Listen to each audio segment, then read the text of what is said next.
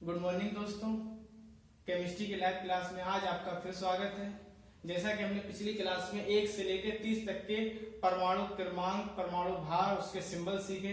मैंने बताया था कि 1 से 30 तक के परमाणु भार भी आपको अगली क्लास में बताएंगे। तो आज हम आपको 1 से लेकर 30 तक के परमाणु भारों के बारे में बताएंगे, लेकिन उससे पहले हम कुछ चीज सीख लेते हैं। जैसे हमने कहीं किताबों पे लिखा हुआ देखा होगा, इस टाइप में या इस टाइप में या इस टाइप में या इस टाइप या इस प्रकार, इस तरह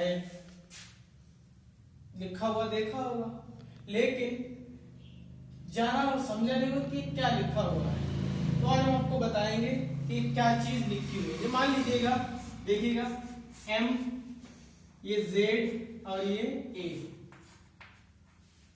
याद रखिएगा, जो परमाणु क्रमांक होता है उसको एटॉमिक नंबर बोलते हैं और उसको हम Z से रिप्रेजेंट करते हैं, और जो परमाणु भार होता है उसको हम एटॉमिक मास कहते हैं, उसको हम A से रिप्रेजेंट करते हैं। तो यहाँ पर जो M है वो एक तत्व है। क्या है? तत्व, यानी एक एलिमेंट है।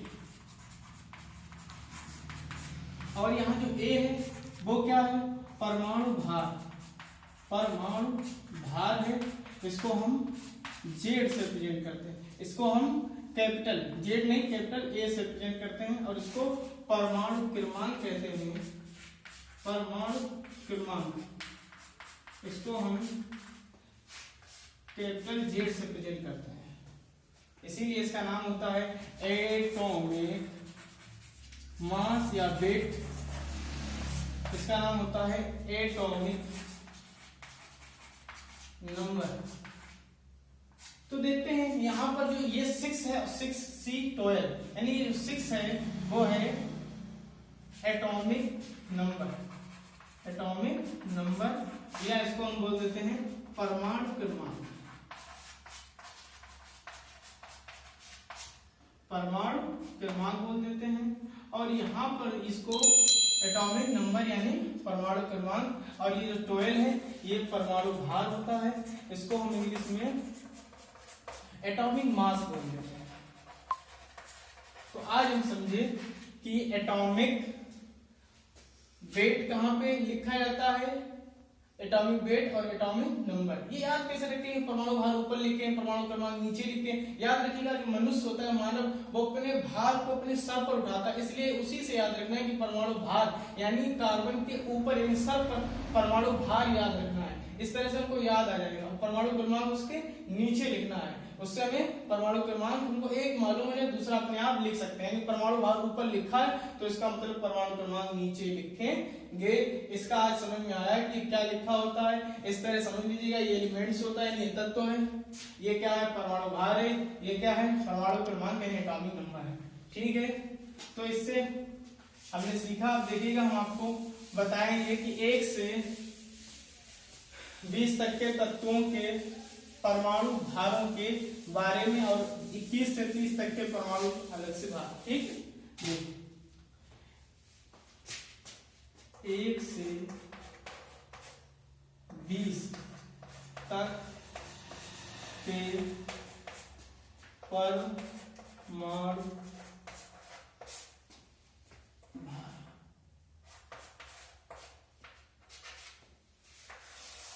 इसकी एक ट्रिक्स होती है, वो देखिएगा। यहाँ पे लिख रहे हैं ओड नंबर, यहाँ पे लिख रहे हैं इवन नंबर। ये जो ओड नंबर होता है वो 2 into Z प्लस 1 होता है, और ये 2 into Z होता है। ये ट्रिक्स हम आपको समझा देंगे। फार्मूला समझ लीजिए, ट्रिक्स समझ लीजिए, बहुत बहुत इंपॉर्टेंट है 1 से 20 तक के। लेकिन इसमें कुछ इस ट्रिक्स को तब तो फॉलो नहीं करेंगे, वो एक्सेप्शन में चले जाएंगे, वो अपवाद, वो विरोधी होंगे, यानी उनको हम अपवाद कहेंगे। वो कौन कौन से हैं? जैसे हाइड्रोजन है, उसके बाद बोरान है, उसके बाद हाइड्रोजन है, बोरान है, और नाइट्रोजन है, क्लोरीन है, और आर्गन है। ठीक है, hydrogen, boron, nitrogen, chlorine, argon. ये तत्व 1 से 20 तक के तत्वों के परमाणु भारों के इस ट्रिक्स को या इस फार्मूले को फॉलो नहीं करेंगे। बाकी 1 से 20 तक के इस तत्व को, 1 से 20 तक के तत्व जो होंगे इस परमाणु भार, इससे निकालना बड़ा ही आसान। देखते हैं, जैसे पहला होता है हाइड्रोजन। क्या होता है? हाइड्रोजन। हाइड्रोजन यानी 1, परमाणु क्रमांक कितना होता है 1। अब 1H, अगर यहाँ पर ये याद रखिएगा, ये हमने ट्रिक बताई है, यहाँ पर जो जेड है वो आपको मालूम होना चाहिए, जेड जो होगा वो होगा एटॉमिक नंबर। जेड क्या है? एटॉमिक नंबर है। जेड यहाँ पर एटॉमिक नंबर है, यानी परमाणु क्रमांक। परमाणु क्रमांक। और यहाँ ओड इवन से क्या मतलब है? यानी ओड मतलब विषम और इवन मतलब सम। ओड का मतलब विषम और इवन का मतलब सम। अब विषम और सम क्या होनी चाहिए? अगर परमाणु क्रमांक विषम आए, क्या चीज आए? परमाणु क्रमांक विषम आए तो 2 इंटू एटॉमिक नंबर प्लस 1 का फॉर्मूला लगाएंगे यानी ट्रिक में। और अगर परमाणु क्रमांक सम आए, परमाणु क्रमांक सम नंबर आए तो 2 इंटू परमाणु क्रमांक। देखते हैं कैसे। जैसे 1H, आपको मालूम है 1H हाइड्रोजन का परमाणु क्रमांक कितना है? 1।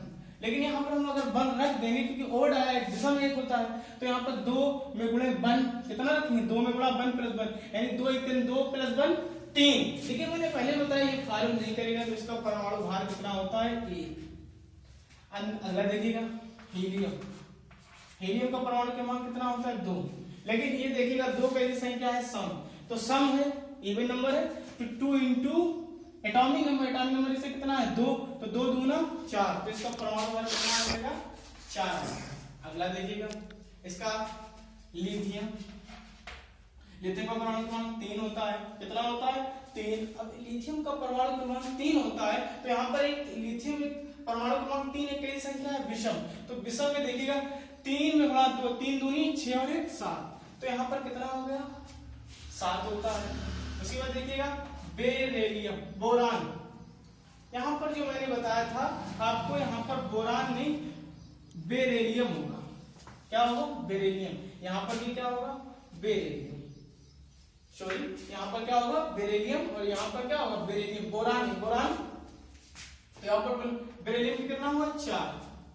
अब जब बेरिलियम का 4 है तो यहाँ पर 4, ये बेरिलियम इस ट्रिक्स को, इस फार्मूले को मानता नहीं है, इसके अनुसार नहीं चलता है, ये अपवाद है, ये तत्व तो इस ट्रिक्स को फॉलो नहीं करते। ये याद रखिएगा 1 2 3 4 5, केवल 5 तत्व अलग से याद रखेंगे। बाकी आप लोग इस फार्मूले से आप 15 के तत्वों के परमाणु भार आराम से याद कर सकते हैं। तो 4 का होता है, लेकिन एक सम संख्या है। कैसी है? सम। अब यहाँ एक सम डालोगे, 2 दूना 2 है यहाँ पर। अब कितना है परमाणु क्रमांक? 4, तो 2 4 8, लेकिन यहाँ 8 नहीं होता है, 9 होता है, इसलिए ये कैसा है? अपवाद है, ये इस ट्रिक्स को मानता नहीं। अगला आता है बोरान। बोरान में देखो 5 होते हैं, परमाणु क्रमांक कितना होता है? 5। कितना होता है? और की कैसी संख्या है? विषम। तो 2 में गुणे 5 और 1, 2 पंचे 10 और 1 11, तो इसका बोरान का होता है 11। अगला देखिएगा 6C, कार्बन का 6 होता है। अब रख दीजिएगा, एक सम संख्या इवन नंबर है, तो 6 दूनी 12 होगा। अगला देखिएगा नाइट्रोजन। मैंने नाइट्रोजन पहले से लिख दिया, ये भी नहीं मानता है, क्योंकि एक ऐसी विषम संख्या है, जबकि 7 दूनी 14 और 15 होना चाहिए, लेकिन यहाँ होते कितने? 14। अगला देखिएगा ऑक्सीजन। ऑक्सीजन एक सम संख्या है। कैसी संख्या है? सम। अब जब सम संख्या है तो 8 दूनी, यहाँ पर 8 दूनी 16। अगला देखिए, ये परमाणु भार मैं ऊपर लिख रहा हूँ, टेबल बना के नहीं लिख रहा हूँ, यहाँ पर मैंने ऊपर लिख दिया है, आप समझ सकते हैं। ये क्या चाहिए? परमाणु भार, और ये क्या चाहिए? परमाणु क्रमांक। अगला देखिएगा फ्लोरीन। परमाणु क्रमांक कितना होता है? 9।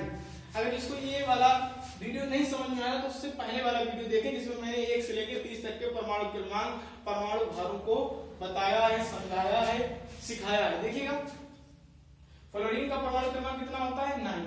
कितना होता है? 9। अब देखिएगा ये कैसी संख्या? विषम। तो 2 यहाँ पे कितने? 9 दूनी 18 और 1 19, तो इसका परमाणु भार निकालना आसान। इस फार्मूले से हम ये परमाणु भार निकालने की एक अहम महत्वपूर्ण ट्रिक्स है। तो अगला देखिएगा क्या होता है? नियॉन। नियॉन का कितना परमाणु क्रमांक? 10।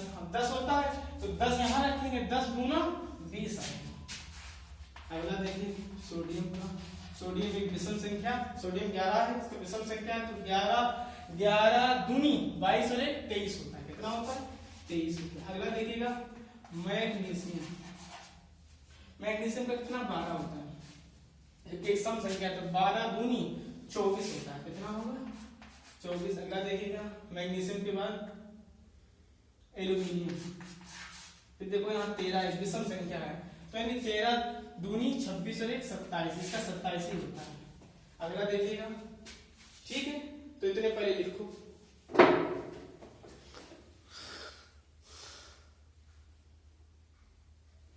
ठीक है, देखें अगला हमने कहां तक लिख लिए हैं 13 के आगे चलते हैं हम लोग।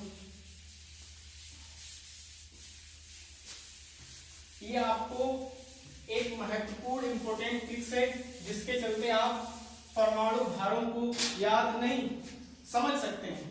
तो इसके बाद देखिएगा सिलिकॉन हमने बताया था 14 इसका परमाणु क्रमांक होता है। तो परमाणु भार कैसे निकालें, तो एक सिलिकॉन जो है सम संख्या है, कैसी है सम, तो 14 दूनी 28, यहाँ पर 28 परमाणु भार होगा। अगला देखिए सिलिकॉन के बाद आता है फास्फोरस यानी 15 परमाणु क्रमांक होता है, तो एक विषम संख्या, तो 15 दूनी 30 और 1 31 लिख सकते हैं।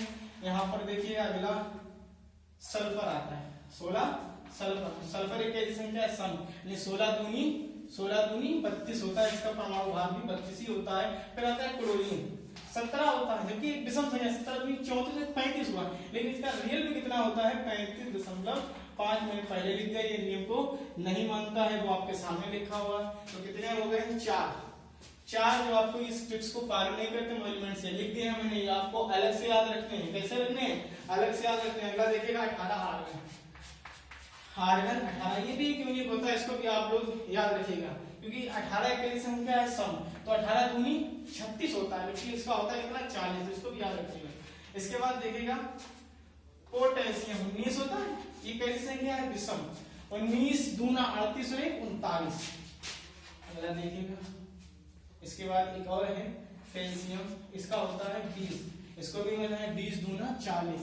तो हमारे 1 से लेकर 20 तक के तत्वों के परमाणु भार निकालना वेरी सिंपल है, याद रखना है, समझना है, ठीक है।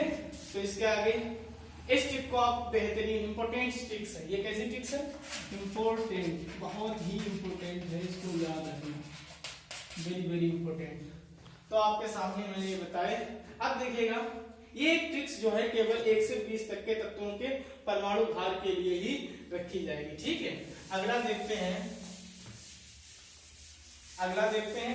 21 से लेके 30 तक के परमाणु क्रमांक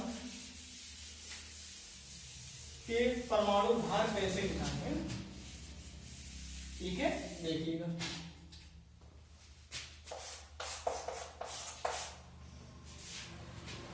तो देखिएगा हम लोग कैसे निकालते हैं, यहां पर लिख सकते हैं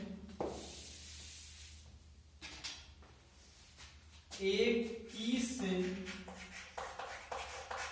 30 तक के तत्वों के परमाणु भार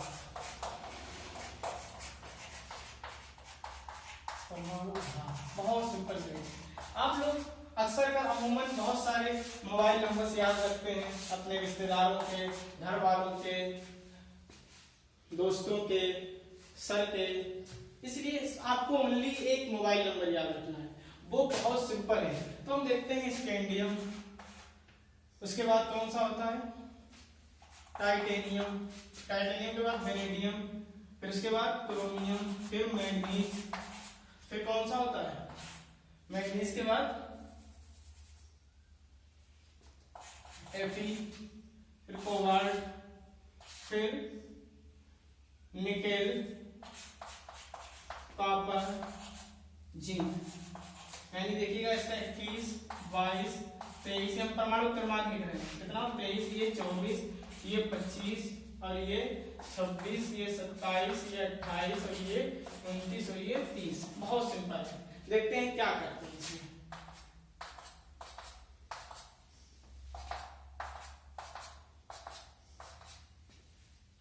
ठीक है, तो मोबाइल नंबर क्या लिखना है 3 4 5 4 5 4 5 3 6 5, चाहे जैसे 10 नंबर को 1 2 3 4 5 6 7 8 9 10 नंबर को चाहे से, या तो ऐसे थे 345 45 45 365 या 3 45 45 45 3 बार आया 45 45 45 और 365, इनको याद रखना है। तो क्या करना है, इन सब में इसका दुगना करके उसको जोड़ते रहना, ठीक है, नंबरिंग से। देखो 21 है, कितना इसका परमाणु क्रमांक है 21, इसमें गुणा 2 करो, इसमें सब में गुणा 2 करना है। 21 में गुणा 2 प्लस यहाँ ये 3 सबसे ऊपर वाला 3 जोड़ दो बराबर 21 दूना कितना होता है 42 और 3 45 होता है। कितना होता है 45 होता है। देखिएगा इसको लिखिएगा तब तक।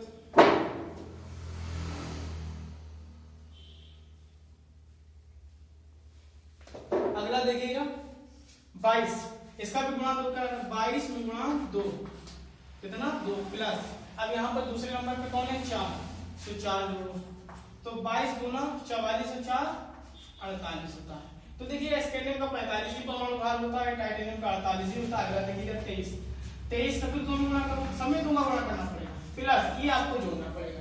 तीसरे नंबर पे कौन आया यानी 23 में 5 जोड़ो फिर देखिए आपको 23 दूना 46 और 46 और 5 होता है 51 और वेनेडियम का परमाणु भार भी 51 ही होता है। अगला देखिएगा क्रोमियम का जो परमाणु क्रमांक 24, इसका दोगुना करो 24 में गुणा 2 प्लस देखिए चौथे नंबर पे आना चाहिए 1 2 3 4 पे आया 4 देखो 24 दूना 48 और 4 52। तो क्रोमियम का जो परमाणु भार होता है वो 52 होता है। अगला देखो 25 में गुणा 2 प्लस यानी 5 नंबर पे 1 2 3 4 5 जोड़ो देखो 25 दूना 50 और 5 55।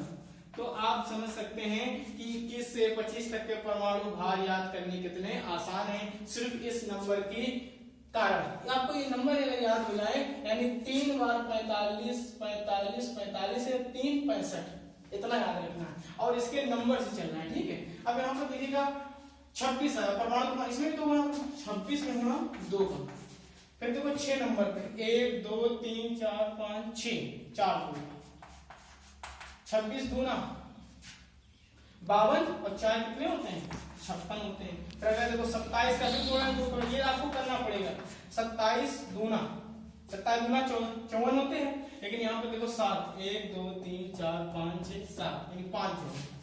जब 5 जोड़ेंगे तो 27 दूना 54 5 59 यानी कोबाल्ट का परमाणु भार 59 ही होता है। कितना होता है 59। अगला देखिए 28 जो होता है 28 का गुणा 2 में करो 28 में प्लस 2 यानी 8वां नंबर। तो 1 2 3 4 5 6 7 8 में कितना है 3, तो इसमें 3 को जोड़ो तो 28 दूना 56 और 3 59। देखिएगा इसका भी होता है कितना 59 होता है परमाणु भार निकल का। अब ये कॉपर आया, कॉपर में देखिएगा 29 में गुणा 2 प्लस 29 में गुणा 2 प्लस 6 यहाँ पे कितना 6। देखिएगा 9वें नंबर पे 6। तो देखिएगा 29 दूना 58 58 और 6 64 होते हैं। अगला देखिएगा 58 और 6 कितने होते हैं 64 होते हैं। अगला देखिए 30 तो 30 में गुणा 2 प्लस ये लाइन तार से नंबर। देखो ये टोटल कितने हैं 21 से लेकर 30 यानी 10 नंबर, तो ये भी 10 नंबर। लेकिन शुरू कहां से करना है 21वें को 3 से जोड़ना है, ठीक है। और बाकी आप लास्ट रह गया है तो 31 दूना 60 प्लस 5 तो कितना होता है 65। तो आज आपको 1 से लेकर 30 तक के परमाणु भार निकालने आसान हो जाएंगे। वो आपके सामने 2 ट्रिक थी। 1 से लेकर 20 तक के जो परमाणु भार है वो अलग ट्रिक है, 21 से 30 तक के परमाणु भारों की ट्रिक्स अलग है। आप सीख लीजिएगा, समझ लीजिएगा परमाणु भार क्या होते हैं। परमाणु क्रमांक मैंने बताया, एटॉमिक नंबर या एटॉमिक वेट। अच्छा कोई प्रश्न पूछेगा कि सर एटॉमिक वेट और